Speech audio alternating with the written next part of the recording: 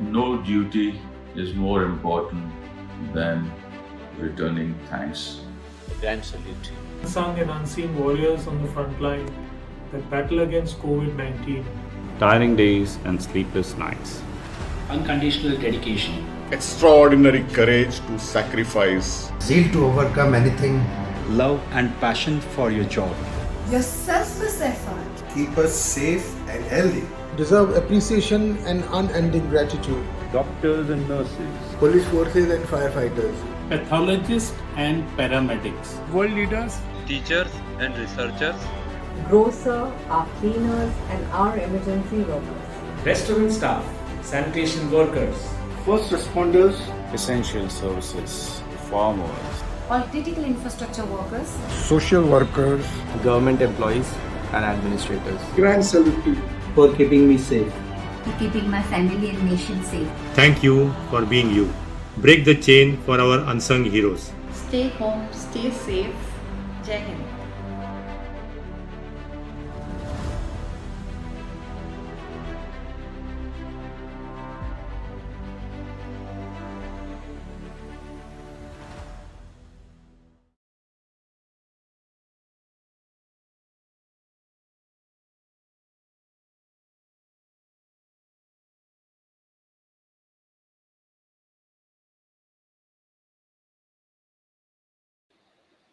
Okay, hello everybody. So I'm going to start with a small presentation, which will kind of go through all the aspects that I would like to table, but you are free to add and of course debate all that I put across. And of course, I look forward to views from all of you.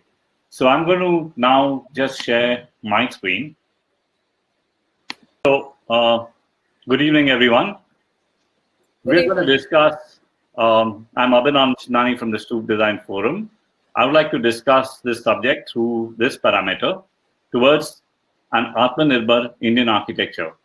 The idea is to make Indian architecture not only go local, but also go global.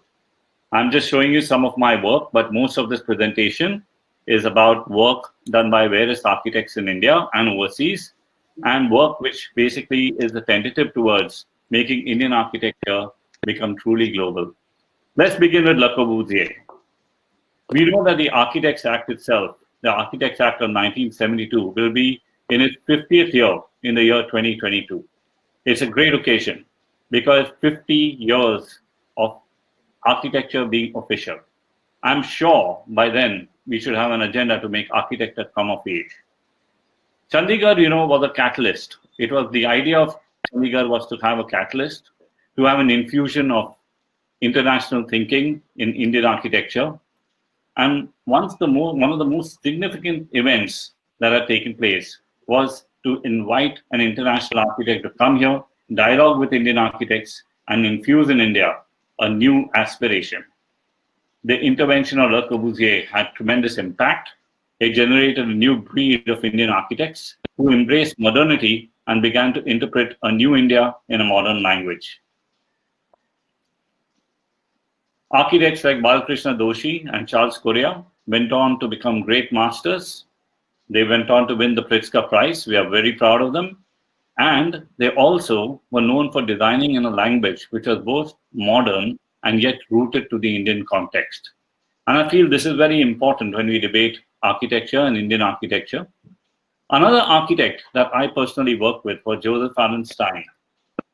He was an American architect who worked in New Delhi and of course India for a long part of his career. And he built some of the most interesting buildings in New Delhi and other places across India. His architecture and that of Laurie Baker were basically rooted to nature and materials in the context of the Indian construction environment. This is the India International Center designed by Joseph Allen Stein and the India Habitat Center. I had the good fortune of working with him and seeing how close to nature his architecture was. And of course, my first house was designed with Laurie Baker, and I noticed how close to materials in the kind of design, the construction technologies, and just the kind of spirit of India that was actually there in the architecture of Laurie Baker. And then you look at some of the new interventions in architecture. When you look at how Indian architecture begins to globalize itself, this is Amravati that I'm showing you. And you know that firms such as Foster and Partners, Fumihiko Maki, Zaha Hadid, Skidmore, Owings and Merrill, IMPay, to name just a few, have now envisioned major projects in India. Other firms such as RSP, HOK, and Enya are executing major projects presently. So what is this contemporary international intervention post-liberalization? What is its meaning? Has it got the same kind of impetus as Chandigarh, or is there commercial logic to this? Buildings like these designed by IMPay are impressive in themselves, but in terms of the Indian architectural debate, what do they contribute? What do they contribute in terms of what is going to become of Indian architects and Indian architecture in the future? So what contributions have these firms been making to the historical discourse of architecture in India? This is Fumihiko Maki out here, Nalanda. What is Indian architecture gaining from these interventions? Now, I have personally worked on an airport project in a collaborative manner, in an equal collaborative footing. This is the Hyderabad International Airport project, where I collaborated with international architects. And the whole idea was to have a transfer of technology between the West and the East, and for India to develop world-class international airports. This is the Hyderabad International Airport, where I was a joint concept architect. However, there's a flip side to this coin.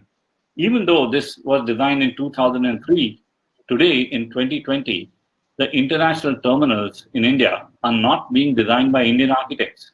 They're being designed by international firms. And there are great work being done. This is the interior of Hyderabad International Airport. Although Hyderabad International Airport was very, very international in its outlook, it had several features which had an Indian touch.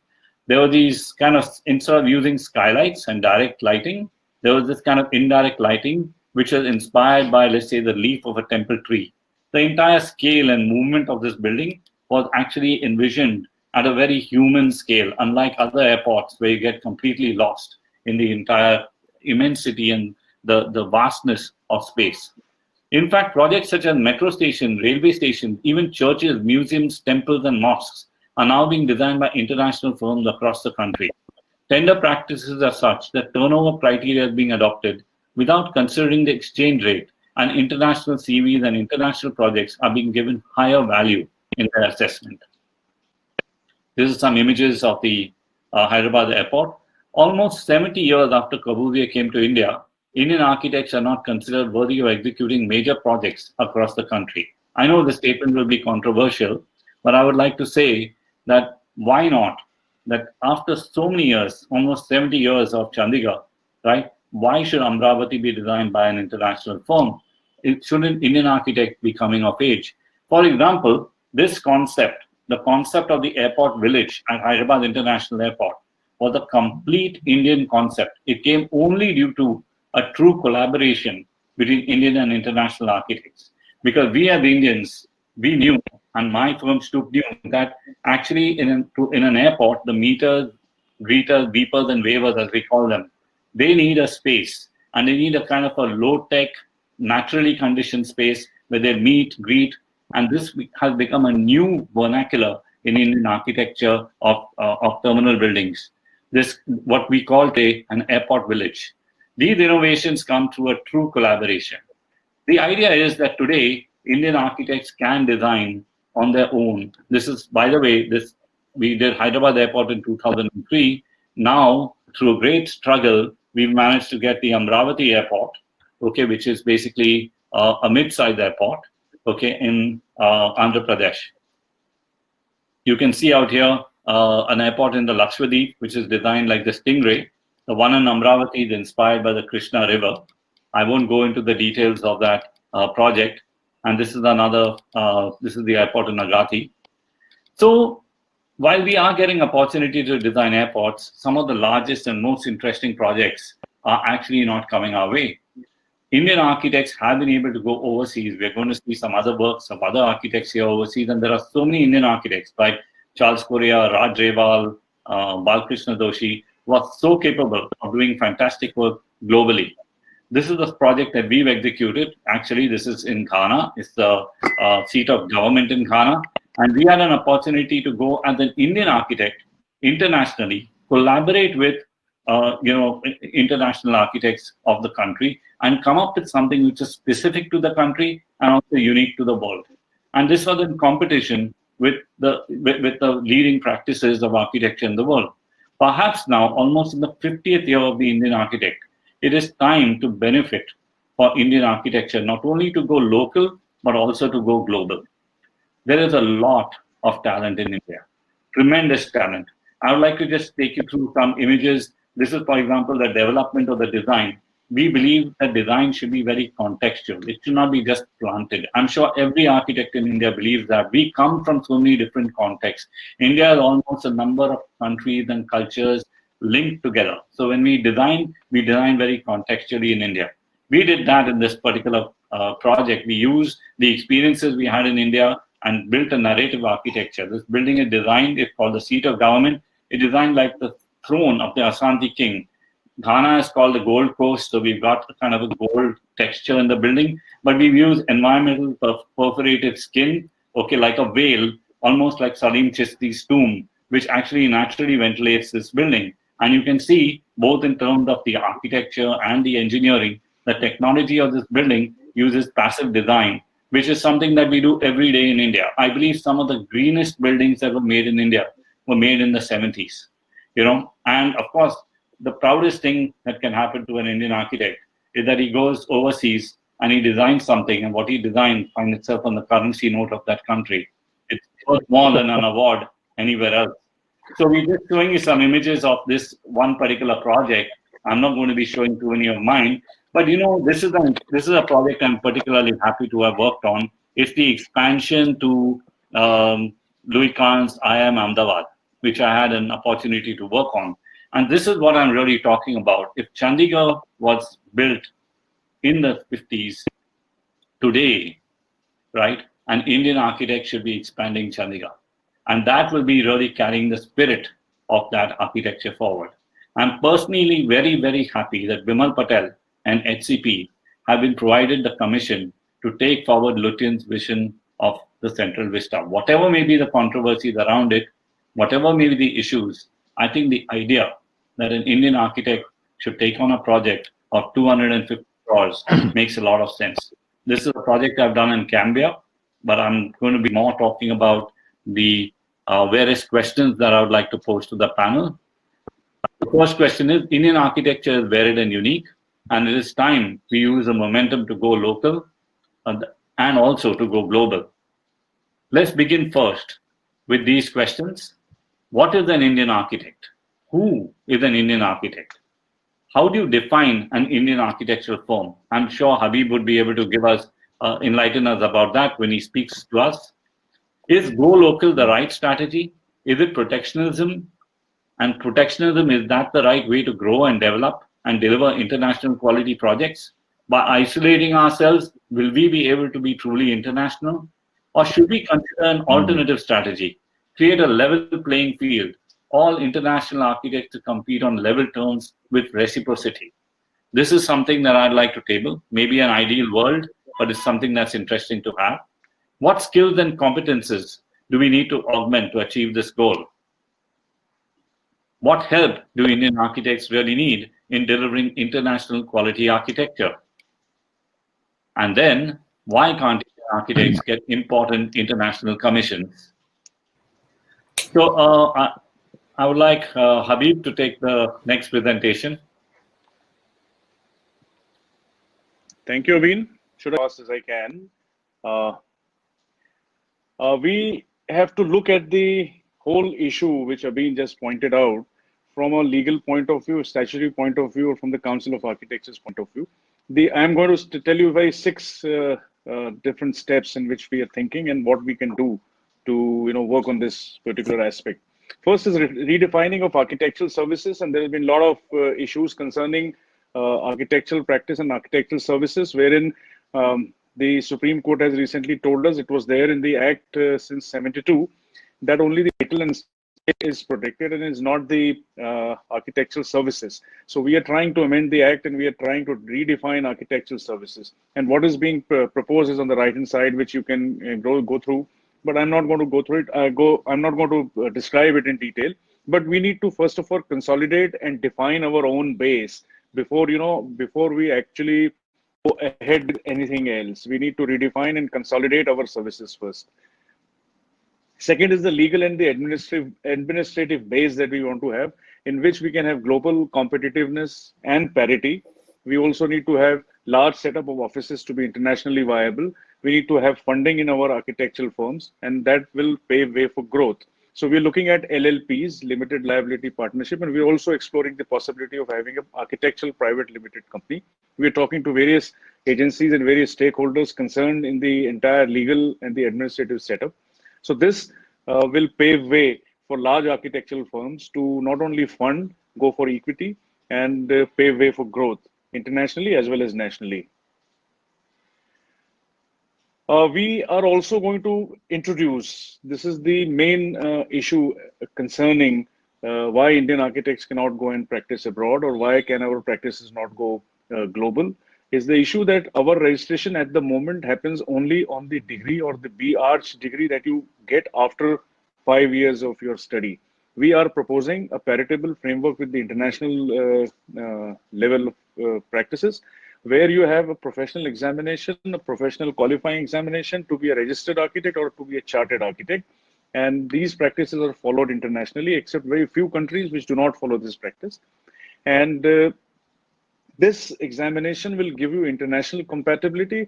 It will give you paritable registration. It will give a standardized framework, and it will pave way for reciprocal arrangements. And this is a very important step in the entire process of not only going global, but will also pave way for reciprocal arrangements, and that's very important. Now, in this reciprocal arrangement, we have been talking to a lot of countries. A lot of countries we have been discussing since long, and recently we have been discussing with a lot of South Asian countries. Countries like Bangladesh or Sri Lanka, Malaysia, Thailand, Philippines, they're all having professional qualifying examinations. We do not have a professional qualifying examination. We do not have accreditation of our architectural schools. So what is happening is our architects who are registered with the Council of Architecture in India do not have paritable basis and equitable basis to practice in London or Africa or anywhere else, Australia, USA, anywhere else that you say, because our registration process is not equitable to the registration process elsewhere. The most important aspect of the entire thing that Abhin was talking of is the improvement of architectural services. We need to self-introspect what kind of quality of architectural services we provide, whether it is the quality of drawing work, whether it is quality of deliverables that we have, or whether the entire method and documentation processes that we follow in our practice, that needs to be upgraded, that needs to be augmented. So we need to look at self-introspection of what we are doing at the moment and what we need to do. We need to look at the quality of services that we provide. Services means the dealing with the clients, dealing with the legislative procedures, dealing with sanctions, dealing with architectural drawings, BOQs, estimates, and the delivery of the project, quality inspections, and everything, and the methods of documentation of the entire process needs to be looked at. Quality of services and paritable with other countries.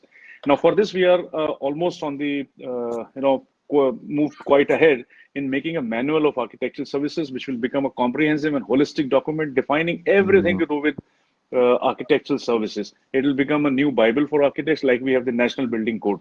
And I'm very happy to say a very empowered committee and a very learned committee is working on this, and we have progressed quite a lot. And by I am targeting year end, where we'll be rolling this out, and this will be the game changer for architectural practice. If we are able to follow the manual of architectural services, we will be able to be at paritable level with the architectural services that are provided by the international firms or by anywhere else in any other country. Another most important part, I feel, is the awareness of architecture and architectural services. not only amongst our own fraternity, but in the society at large, augmentation of knowledge, upgradation of knowledge, and awareness outside fraternity. For that, we have already started the outreach initiatives, which all of you would have come across, the COA social, web, print, and not only to augment the knowledge of the architectural fraternity, upgrade themselves to international levels, upgrade themselves to national level, if you can call it, but continuous upgradation of knowledge is very important. And we need to be updated with the international processes. We need to be updated with the quality architectural services. And that we have already started that. We already rolled that out. But there are thoughts to ponder that we need to look into. What are the roadblocks? What are the drawbacks? What is the questionable intent of the foreign firms coming here or we going abroad? And what is the harmful content in the entire policy that will be rolled out by the government, by the council, and by any other statutory authority? And what are the limits and restrictions? Like we have recently heard, there's a 200 crore limit. I don't know whether it is right or wrong. We need to really look into it, introspect, and weigh the pros and cons before we agree to it. We need to look at the reciprocal arrangements and the opportunities abroad. How many architectural firms or how many related firms will come to India, which they are already coming and bagging a lot of projects and doing a lot of large-scale projects? And how many Indian architects would be able to go out? I mean, I can count the architectural firms, Indian architectural firms who are going abroad and doing work on my fingertips. But we need to look at the large scale of practice. 70 to 80% of architectural firms, will they be able to go abroad? Even if they're able to provide quality services, will the global market open to them? We need to sign various treaties and accords like the GATT and the Canberra. Our schools are not accredited by the Canberra Accord. We are talking to the NBA, National Board of Accreditation. We're talking to the NAC for doing this. And once we do that, our architects, graduate architects, whether they are registered or not, whether they're chartered architects or not, will be able to get employment abroad in all those countries who have signed these treaties and accords. We need to look at the taxation issues, which is a very important part of foreign firm coming here, working here, getting the architectural fee, but the fee goes to the headquarters, and what about the taxation? We need to sort this out with the Ministry of Commerce and Ministry of Finance. And there are many more which need introspection, which are tangible, which are intangible aspects, about changing of the mindset of not only the government, but the clients, but the society and our own architectural fraternity. Unless the mindset is changed, and unless there are two aspects, reciprocal aspects. The first is that we need to upgrade our services. We need to upgrade the quality of architectural services that we give and the quality of output that we give. And that clubbed with the changing of the mindsets, where we know the society tells us that the Indian architect is equally compatible with any international firm, and the quality of output that he'll give and the quality of services that he'll provide will be at paritable level and equitable level with any international firm. I think the mindset will start changing. So these are a couple of more intangible aspects, which I'll not discuss now. Maybe in question answers, we can discuss that. But these are 5 or 6 points that I have just discussed with you. 5 points, and the 6th point is I'm not being negative, but some kind of a introspective thought process has to come in. What are the drawbacks of the whole process and how we can address those drawbacks? Thank you. Really wonderful, Habeeb.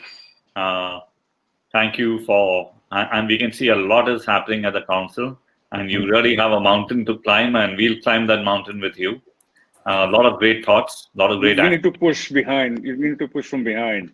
Yes, and the idea is for the entire architectural community to come together and make something happen. It doesn't happen just through one leader. It happens through the support that is given by each one of us. So, Godspeed. I should ask Lalita to take the mantle now, and take us through her presentation. Okay, can I start? Sure, go ahead, Lalita. I'm heard, right? Okay. Yeah.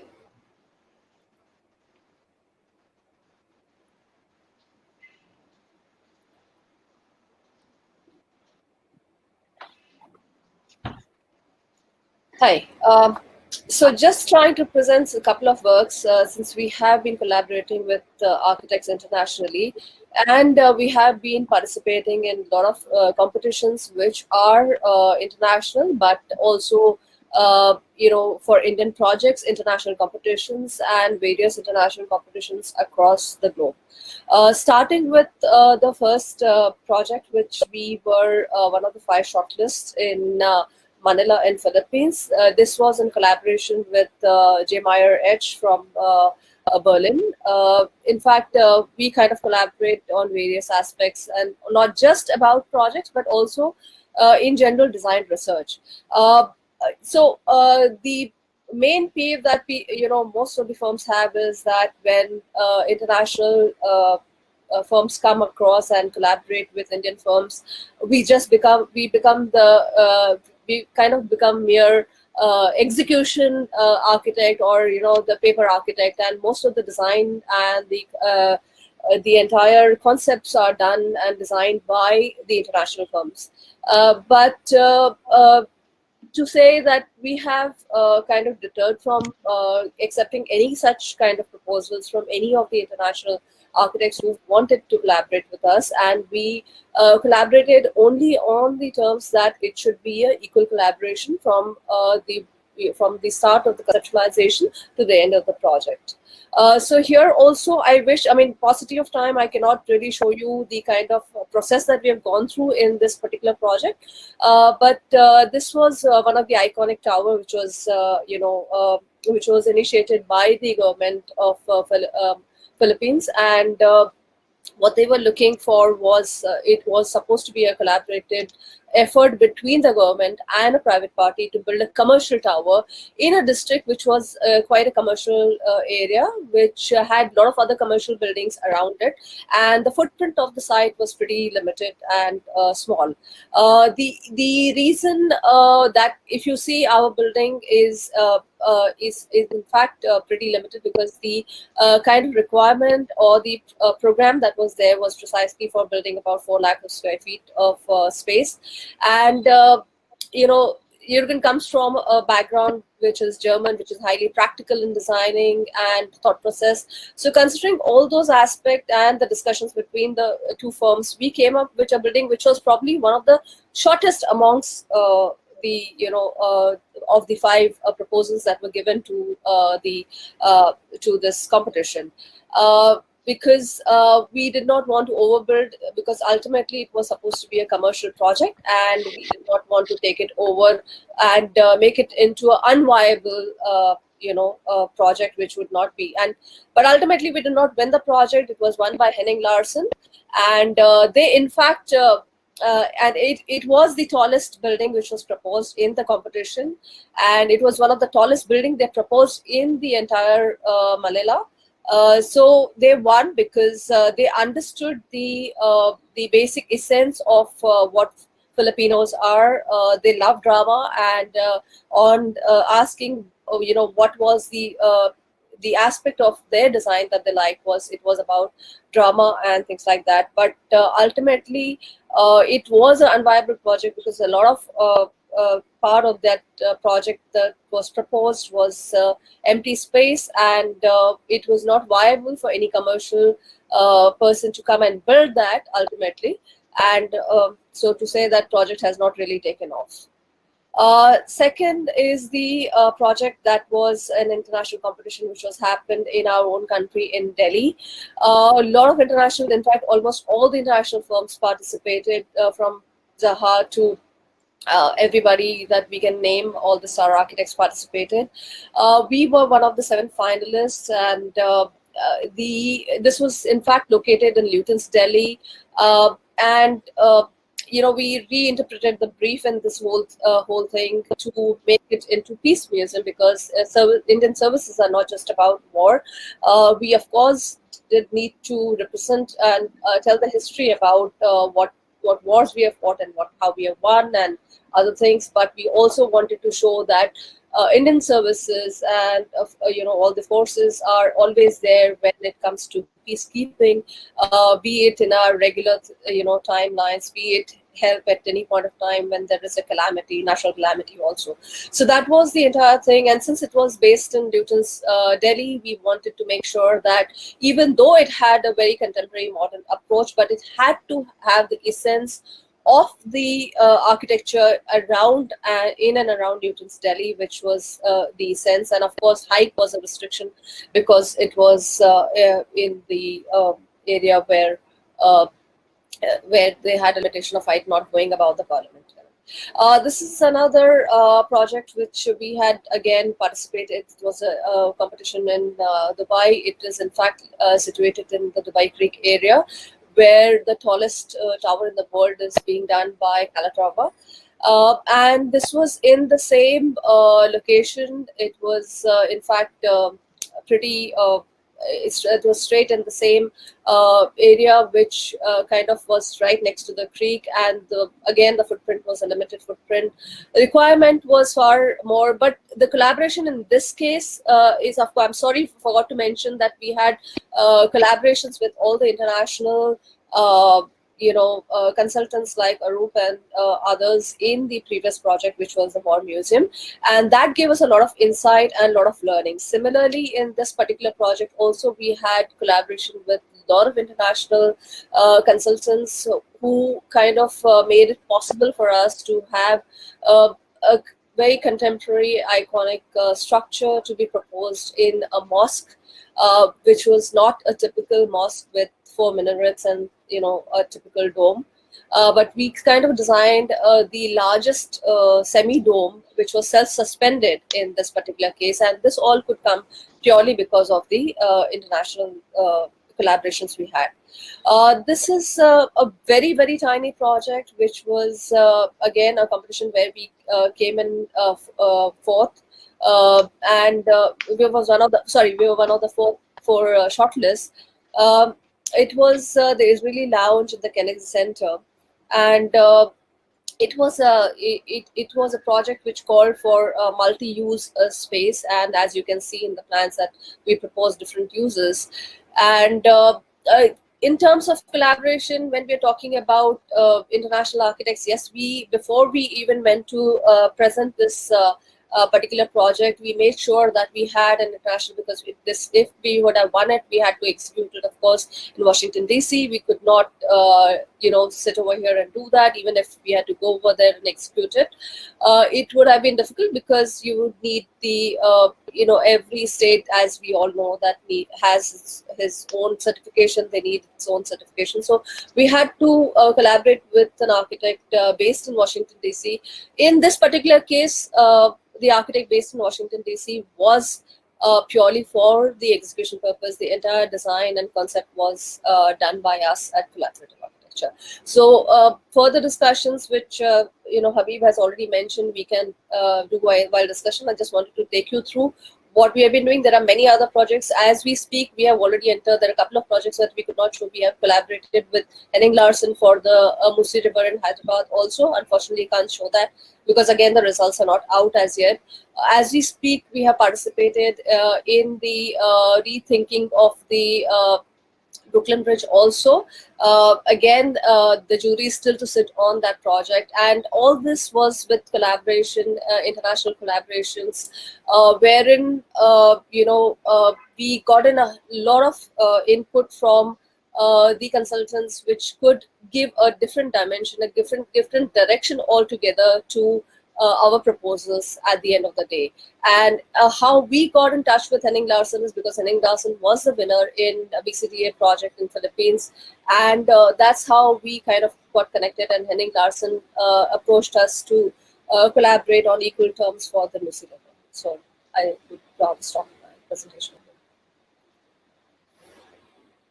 Thank you. That was wonderful, Lalita. Great to see the work that you all have been doing. And I think it's a good time for us to ask Sven to present his work. It's good. We've seen an architect who's been collaborating with international architects across the world. We have the president speaking about what is going to happen. And now we request Sven to tell us what has been happening. And he's looking at it from the international collaborative architect perspective. Go ahead, Sven. Speak about your experiences. Thank you so much, Abhin. It's a pleasure to be here and to contribute to the panel. Well, I would like to firstly emphasize the importance on the design process, on the development of the concept design for the buildings. As we all know, that is like the key aspect during any design. So having worked in India for 15 years, starting in 2005, I felt that one of the major challenges for international architects working in India is to understand the FSI, the Floor Space Index. And during any project, the architects teams have spent a huge amount of time in firstly understanding it and then developing a scheme out of it. As we know, in India, the FSI rules are very strict and they are seriously limiting the concept development stage. Many developers are trying to get as much area free of FSI as possible, resulting in different designs. This is why I feel many projects in India can only be located in India because of these very strict FSI regulations, resulting partially in more or less inefficient buildings because of these FSI regulations. So perhaps that would be a great opportunity to review these, to simplify these, to allow architects more room to make the buildings even more efficient. I would like to show two projects I've been working on in India. My first one in 2005. There I was working with GMP architects and led by Schleich Bergermann and partner, Professor Mike Schleich. The appointment was for the new roof structure of the Jawaharlal Nehru Stadium. Great experience, great working in the team of structural engineers based in New Delhi. And as we know, the quality of the project, of course, depends on the architect, on the engineers, and so on. But also it depends a lot on the client, who is asking for world-class projects, but at the same time has to allow an approach providing sufficient time for the concept design and further detailing. So here on this project, we were lucky working with our client, the CPWD, the Civil Public Works Department, led by Mr. Chakrabarti, who actually made this possible in the design process. Second project, which was not executed, but again with a very challenging client for DB Realty, the India Tower. That was during my assignment with Foster and Partners in Mumbai. Also a very inspiring project, working with international and India-based consultants on this project. And again, only the combination of all team members and the client made it possible to come up with an inspiring design like this. That's it from my side, just to give you a brief overview. And we still continue to work in India. So our office is in Mumbai, founded in 2009. And what we're doing is we are focusing on the project management part of projects from our Indian clients, international clients, and German clients in order to streamline the design process of all project stakeholders involved. Thank you for listening. Thank you, Sven. Mrinalini, it's your turn to speak. Tell us, you've been listening to all these thoughts and discussions, and you yourself are an architect who's basically studied overseas and then come to India, been in education. So you could probably enlighten us. What's your perspective on this entire subject? Well, I'd first begin by apologizing for not having a presentation because it was I was occupied with another engagement today. But I think what's really interesting is that there seems to be a paradox that we're talking about. On one hand, and allow me to kind of jump right into a discussion. But on one hand, we're talking about Indians wanting more projects in India and trying to question the idea of why international architects are coming and taking up projects that could otherwise be given to Indian architects.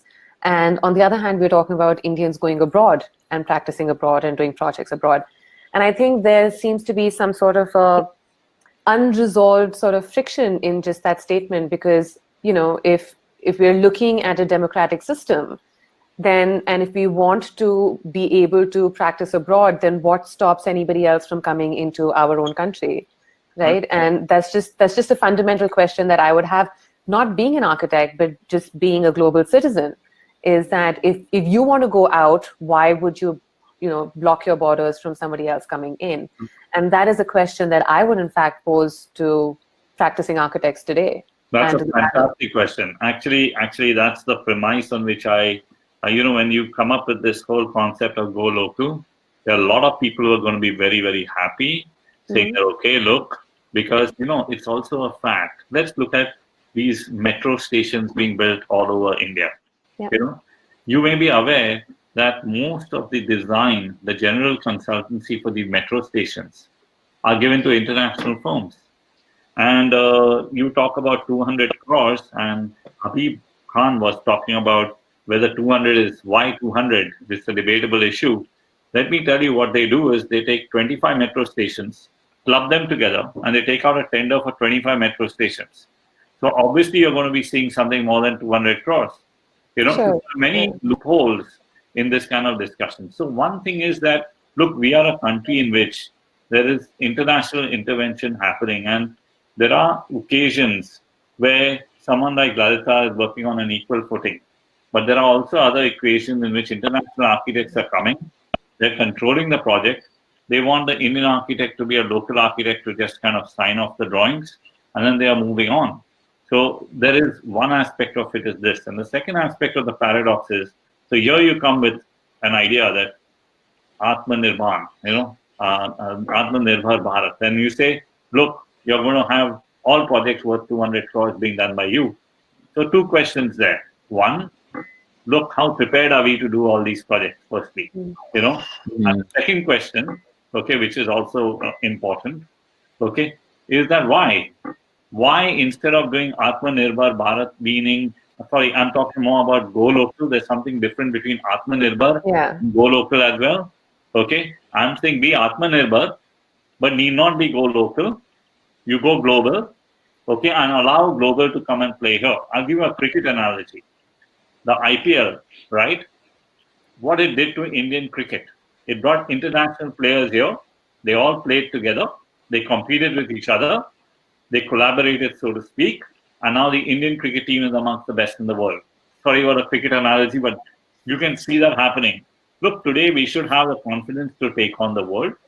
Okay, so I don't know whether this is all a positive sign. By being isolationist, right, you don't become globally competent. So you hang on, hit the paradox in this entire premise. Sven, what is your thinking about this? Yeah, it's a very valid point. On one hand, trying to go local and limiting the international input in India, I would feel design competitions should allow to decide which is the best design, no matter of the origin. I agree with you, Habeeb. You would have something to say about design competitions in India. Before the design competition thing, I would like to say that we are not on an equal playing field. We're not on a level playing field. Foreign architects can come and practice here in collaboration with local architects, but we cannot go abroad and get registered. As an independent architectural firm, the field is not level. So first of all, we need to do that. Like I just said. Now, the Indian architects are going to be at a disadvantage at the moment. Wait, but the same applies in Germany. If an Indian architect would want to have a project in Germany, still a German registered architect would be required. Same in India. Any international architect cannot submit building drawings or prepare workshop drawings without support from the associated architect in India. So the thing is, like in a place like France, right? You can't, any project which is on public money, right, is restricted. You can't just, as an Indian architect, bid for a tender for a project which is on public money. Private projects are different. In private projects, you can bring an international player, marry him with a local firm, and get your project done. But the government, for public projects, it actually promotes, the architectural practice by firstly allowing the French architects to work on these public projects. At the same time, they organize global competitions where the French architects compete on an equal footing. So, like the President Mitterrand, he built those 10 great projects, including the Pyramid of the Louvre. Right? He had a global competition. French architects competed. Some French architects won some projects. Some global architects won some projects. So the idea of competition, which was just stable, I think that's a very important idea, because if we can actually, allow, have some kind of relationship between other countries, other, states, and the council could take action on that. I believe it's already doing so. We could actually have some kind of reciprocity. Why Richard Rogers and Renzo Piano built their careers as young architects, winning the Pompidou Center among 600 global entrants. Yeah. Why can't Indian firms go out and get a commission like that? So, Habeeb, what is your thinking on that subject? No, absolutely they can. They should, in fact. I mean, for that, you need to upgrade your thought process, upgrade your services, like I told you. If you, to be very honest, it may be a controversial statement, but we are not up to that mark where you can compete globally. I mean, you may be good in your thought process, in your ideas, in your concepts, but when it comes to deliverance, when it comes to deliverables, we are not, to be honest. I mean, there might be a couple of, like I told you, on my fingers, but not most of them, not the bulk practice. So first we need to upgrade ourselves. And unless we do that, because competitions are the only way where you will get merit and you will get, wide ranging thoughts and concepts on a particular project. But it's good to make a concept, it's good to make renderings or whatever, but the deliverables have to be there. For that, we need to upgrade ourselves. So, what about you, Mrinalini? What's your thinking? You've been, you've studied overseas and you've come down, you've been an educationist here. So I think it's interesting what Mr. Khan is saying, that we might not be up to the mark, but I also feel that it's not, you can't generalize these things. It's not like all French architects are great or all Italian designers are great, right? You'll always have some people who are better than others. Some will excel in what they're doing and others may not. And I think it's a matter of giving chances to people who can and the opportunities to do that. And I think what becomes important is that, a lot of famous architects didn't get famous by building in their own countries, whether it's Louis Kahn or it's Ando or, whoever. Okay, well, Ando built a lot in Japan, but a lot of people got these opportunities. Some got them through competition, some got them through commissions. So I feel that it's, what kind of irks me a little bit is just this idea of borders and boundaries. And I know that I'm being very idealistic and, probably in a utopian state of mind, but it would be great if we could start shedding this a little bit. And we start looking at good architecture by good architects, irrespective of where they come from. I might be taking this discussion somewhere else, but recently I was reading a series of articles about women architects. And this usually comes around during March when you've got Women's Day and people start to celebrate women architects. It's not about male architects or female architects. It's about architects, right? Architects are doing good work. So if we can stop kind of binding ourselves in these boundaries, if we can drop the labels, it would be great, because I think that'll give us more opportunity and that'll level out the playing field a little bit. I completely agree that we're all at different standards. I went from doing 1 year of architecture in Delhi, and then I went abroad and I started my university education again. And it was a very deliberate idea to start from first year again. But to be very honest with you, somebody who excelled in everything that she did over here, it was a slap across my face, because standards are very different in the West, right? Standards are extremely different. Your processes are very different. The way things are taught, it's a different approach to architecture and to design and to education. Having come back and gotten into education for a short period of time here, again, that comparison was rather stark. But the point is that we need to start at some point. We need to start somewhere. I'm really happy to hear some of the points that Mr. Khan sort of elaborated on earlier, because I've had a pet peeve with the COA, and I'll kind of voice it here if I can. But I had a 5-year professional degree that I completed in Canada. I came back to India and I haven't been able to get a license, right? And it's only because the original list of universities from where degrees were recognized has not been amended in so many years that this one university, which is recognized all across the world, is not in the list of the COA's recognized universities. Because of which I have been in the country for over a decade. I'm not practicing anymore, so I don't need to sign papers, but I've been here for over a decade without a license. I still call myself an architect because I think I've earned that, but I have nothing to show in India, unfortunately. Have heart for a couple of months. Yes. I will reach out to you. No, that's very important, Sven, would you like to say a few things? Now, maybe? Yes, we can hear you now. We can hear you now. Sorry. I shared the same experience. I attempted twice to register as an architect with the Council of Architects in Delhi. But same issue, the university where I studied in Germany is not recognized or is not accredited. And this is why we have to appoint always a municipal architect to process the building permissions. See, I understand. I mean, I understand the concerns. There's so many of people like you who are in the same boat. The schedule is called has not been amended since probably 40 years now. Why, I don't know why it was not done, but it has been now taken up. It is with the ministry, and very soon we're going to have a foreign qualification committee which will look into this, compile a new list, and the schedule will be amended. So I think a couple of months down the line, your issues will be probably addressed too. I would like to say a couple of things. One is I was in the US for some years in the late 80s and the early 90s.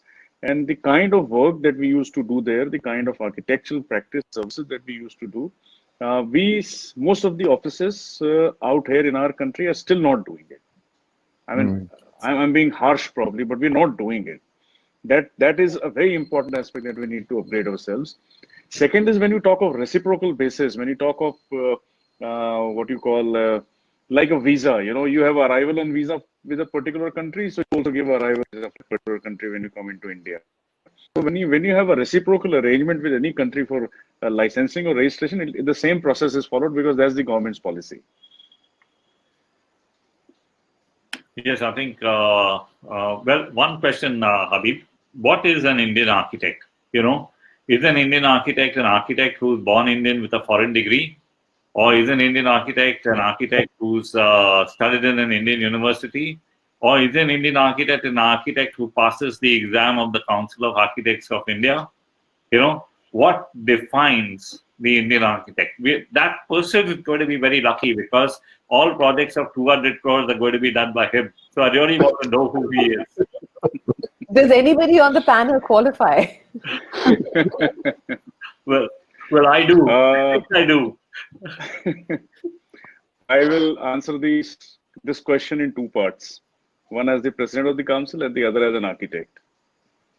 As a president of the council, Indian architect is the one who has done a 5-year undergraduate B.Arch degree from an Indian recognized school and is registered with the Council of Architecture. He is an Indian architect. Or someone who has done a degree from the schedule which is mentioned, like both of you guys are saying. From the schedule, if you are scheduled, the university is listed in those schedules. If you are graduate from that, then you can be registered. So that's the definition of the Indian architect at the moment, as far as the Council of Architecture is concerned. But to me, personally, I mean, not an official statement, but personally, every person who is able to think or conceive about the spaces, about the volumes, about the forms, about the materials, about the details, about the relationship between all this, about the user, the value, the social aspects, any person who is able to do that is an architect. Absolutely. That's fantastic. I think I fully support you in that. Lalita, I had a question for you. You've been collaborating and you've been working with people overseas and in India. The question is that when you work overseas, and I think Sven will also talk a little bit about that, what is the kind of industry support that you have, when you're working on those projects? And what is the comparative industry support that you have in India? Sven was also speaking about the construction, the client, the specification, vendors. Please enlighten us a little bit about the construction environment in which we are all working. Absolutely. To begin with, as Habeeb has been saying, and as Mrinalini has been saying, the first point comes is where we can make a difference as Indian architects or as architects to design well is purely first, we need to really introspect, as Habeeb has said. Design research plays a very, very, very important role overall in creating designs which are worth talking about. And of course, the industry support makes a huge lot of difference because you can then think about new materials, new details, and new ways of construction, which unfortunately doesn't happen in our country. And that's a big problem because you need to have, so this happens across the site, where the size of the project doesn't matter internationally. Like as I was showing the Israeli lounge, it's a very, very tiny project. It had a great budget, no doubt about it, but it's a very small project. But we, in fact, explored a very new material over there. We contacted, the manufacturers who are based internationally. We wanted a very specific type of modulations to be done to that material, and they were willing to do it. And if the same thing happens over here in the country, what they ask is the numbers. What are the numbers? What's the kind of the size of the we are kind of what kind of project, whether it's going to be viable for them to even do a small research or not, because at the end of the day, they want large numbers to be able to support you in the smallest of the ways. So industry support, industry integration with designers and architects is abysmal in our country, unfortunately. So is the case in terms of the construction industry aspect. To try to do something new, it's like huge cost the moment you have to kind of research, doing a small detail change or doing a complex detail. You really need to, being as architects, you really need to shell out money from your own pocket to really, and sometimes it's not viable. It's really not viable for us to do that. So then you have to look at alternatives. So frankly, these are certain things that really push us back to really produce works which are commendable, which are globally comparable. So those are something which is very, very important, that we need to have design research, industry integration, and industry support, which is highly essential to produce any quality work, whether be it design or in terms of execution. Just now Lalita was speaking about the research and the feedbacks that one gets from the industry, and she was mentioning how it was quite challenging in terms of the feedback one gets out here. You remember when we first worked on a project together, we had to look for rose-colored concrete, and this was a project by Foster's, and we were collaborating, Sven and I, and Foster's came up with this concept in Mumbai to design with a rose-tinted concrete. And we went all over India looking for how we can, make rose-tinted concrete happen and a completely prefabricated building happen, And what helped was that there was an international expert on concrete coming into the team. There was an Indian expert on concrete dialoguing with him, and everybody was sitting across the table and trying to find a way to make that work. So Sven, you could share some thoughts about that. Yeah, that was really a challenge. And when bringing in international consultants to India, the main challenge is they don't understand that we do things differently in India. So many times they try to explain us how it should be done in India, and then we are saying, well, but that is not how we are working here. So they firstly have to adopt to our challenges. So same with this concrete, this international consultant only for concrete, he came with millions of things we should consider during the execution, while that was just not possible since we have limited materials, limited techniques available. So at the end, the only solution was to change the design in order to adopt our conditions in India. And same we've been facing with many other projects, that we do things differently in India, and obviously the international consultants and engineers have to adopt these standards. And this is why many things are done differently.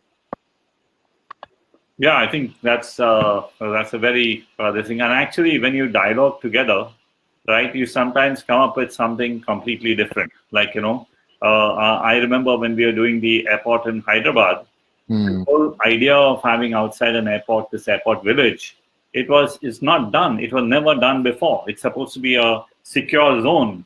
But we said in India, you need this. And actually, this is a very, very viable marketplace for you. And people wait for hours in India. And do you know that when the Hyderabad airport was inaugurated, there was such a huge crowd that all our calculations went wrong, because everybody came just to see the airport, and this whole airport village was completely crowded. So you learn. And while working in Africa, I do a lot of work. I love Africa. I love working there. While working there as well, I find it very fascinating to actually work with these foreign cultures. And as Mrinalini said, right, you have to think international, right? You may be working local, but with a thinking that is global. You should be always doing something which is in good reference to the context. So I'm very glad that we've kind of had so many different perspectives today and so many different thoughts and ideas. Our time is up, unfortunately.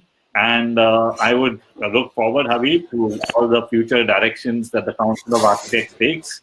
We'll all back you, and we'll hope that move in direction.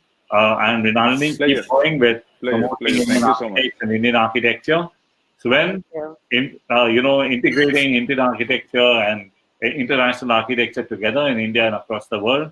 And Lalita, you collaborating globally. Thank you, everyone, and it was wonderful. Thank you so much. Take care. Thank you. Yeah. A big thank you for the colossal knowledge shared this evening. It is an absolute honor to hear of it firsthand from none other than experienced professionals like you all.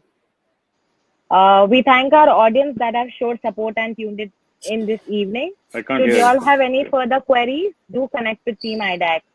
All your pending questions will be answered by our industry stalwarts on www.askidac.com. Sign up now. Stay home, stay safe. Thank you so much, everyone. No duty is more urgent than that of giving thanks. Grand salute to you. Unsung and unseen warriors on the front line. The fight against COVID-19. Tiring days and sleepless nights. Unconditional dedication. Selfless determination to serve. Extraordinary courage to sacrifice. Zeal to overcome.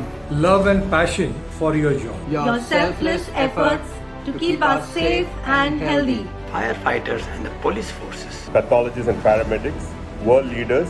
Teachers and researchers. The grocers, the cleaners, and all the emergency workers. The restaurant staff, sanitation workers. First responders, farmers, essential service providers. Critical infrastructure workers. Social workers, government employees, and administrators. A big salute to you. For keeping me safe, my family, and nation safe. Thank you for being you. Stay home, stay safe. And Jai Hind.